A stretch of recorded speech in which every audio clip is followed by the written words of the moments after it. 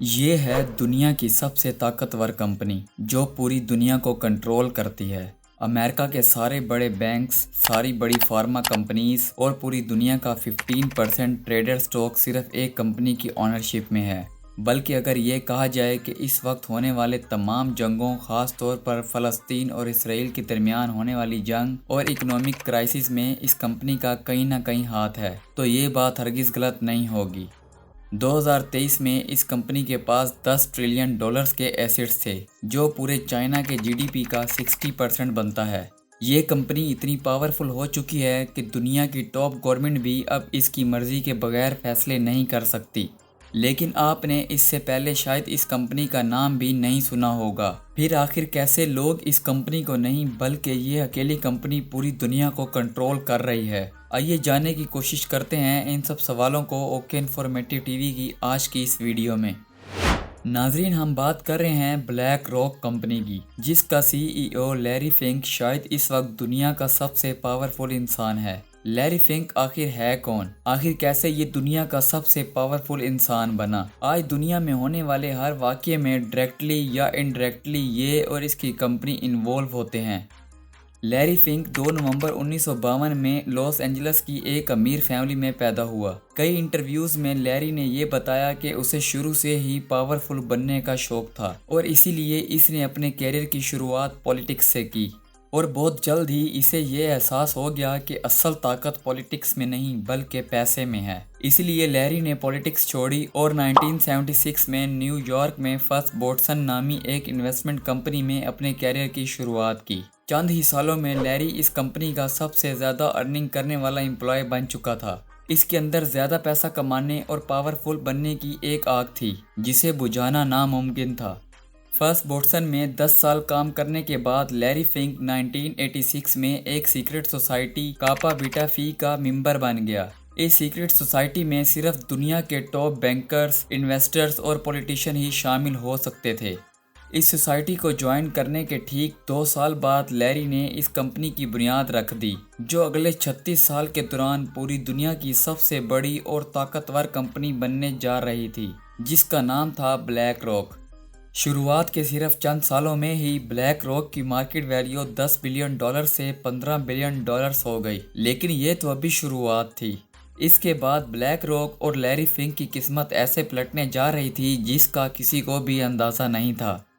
2008 میں پوری دنیا میں ایک فائنینشیل کرائسس آیا جس نے پوری دنیا کو ہلا کر رکھ دیا۔ ساری سٹاک مارکیٹ کریش کر گئی، کافی بینکس ڈیفالٹ ہو گئے اور لاکھوں لوگ بینکرپٹس ہو گئے، لیکن لیری اس انٹرنیشنل کرائسس کے لیے پہلے سے ہی تیار تھا۔ شاید یہ اس کی اچھی قسمت تھی جس کے بعد اس نے دنیا کا طاقتور ترین انسان بننا تھا۔ اس کرائسس سے تقریباً چند سال پہلے ہی وہ مورٹگیج بیکڈ سیکیورٹی میں انویسٹمنٹ کر چکا تھا، اور جہاں ساری دنیا کی اکانومی کریش کر گئی وہیں بلیک راک کے ریزرو ٹریلین ڈالرز میں چلے گئے۔ اس کے بعد لیری نے اپنے کنیکشن استعمال کرتے ہوئے امریکن گورنمنٹ کے ساتھ ایک کنٹریکٹ سائن کر لیا، جس کے تحت بلیک راک کو وہ تمام ڈیفالٹ کر جانے والے بینکس کی اونرشپ دے دی گئی، اور یہیں سے وہ دروازہ کھل گیا جو لیری کو پوری دنیا پر راج کرنے کا خواب پورا کرنے والا تھا۔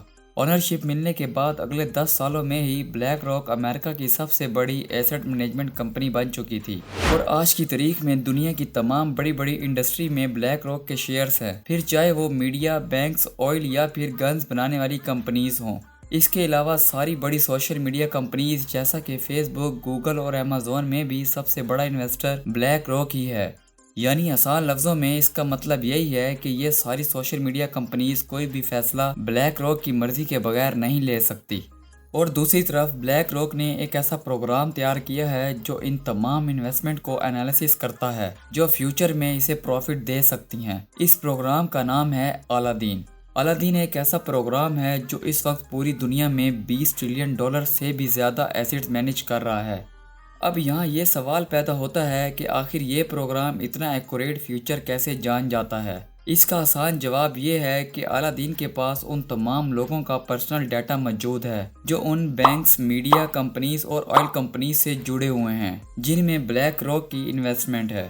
یہ اتنا زیادہ ڈیٹا ہے کہ فیوچر میں اکانومی میں کیا کچھ ہونے والا ہے، اس پروگرام کے لیے وہ جان پانا کچھ زیادہ مشکل نہیں ہے، بلکہ کچھ ایکسپرٹس کا کہنا ہے کہ ان کرائسس کو کریٹ کرنے میں بلیک راک کا بہت بڑا ہاتھ ہوتا ہے، کیونکہ اعلیٰ دین اپنے انالیسس سے پہلے ہی یہ جان چکا ہوتا ہے کہ کسی بھی کرائسس سے انہیں کتنا پروفٹ ہوگا۔ اب اگر اس سوال کا جواب دیا جائے جو ویڈیو کے شروع میں آپ کے دماغ میں آ رہا ہوگا کہ آخر بلیک راک کے بارے میں لوگ اتنا کیوں نہیں جانتے، اس کی وجہ یہ ہے کہ بلیک راک چاہتے ہی نہیں کہ کوئی اس کے بارے میں کچھ جانے، حالانکہ پوری دنیا کا تقریباً 80% میڈیا بلیک راک ہی کنٹرول کرتا ہے۔ اس گمنامی کی ایک وجہ یہ ہے کہ بلیک راک کے مقصد کی راہ میں ایک ہی چیز رکاوٹ بن سکتی ہے، اور وہ ہے غلط افواہیں اور جھوٹے سکینڈلز۔ جب کوئی بلیک راک کے بارے میں جانے گا ہی نہیں تو سکینڈل کس چیز کا؟ ناظرین، بلیک راک جتنی تیزی سے دنیا کی بڑی کمپنیز کو ٹیک اوور کرتی جا رہی ہے، اس سے ایک بات تو کنفرم ہے کہ آنے والے دنوں میں اس کا انفلوئنس مزید بڑھتا جائے گا، اور ظاہر ہے جب پوری دنیا کی اکانومی کو صرف ایک ہی کمپنی یا شخص کنٹرول کرے گا تو سوچیں اس کا رزلٹ کتنا خطرناک ہو سکتا ہے، یہ تو وقت ہی بتائے گا۔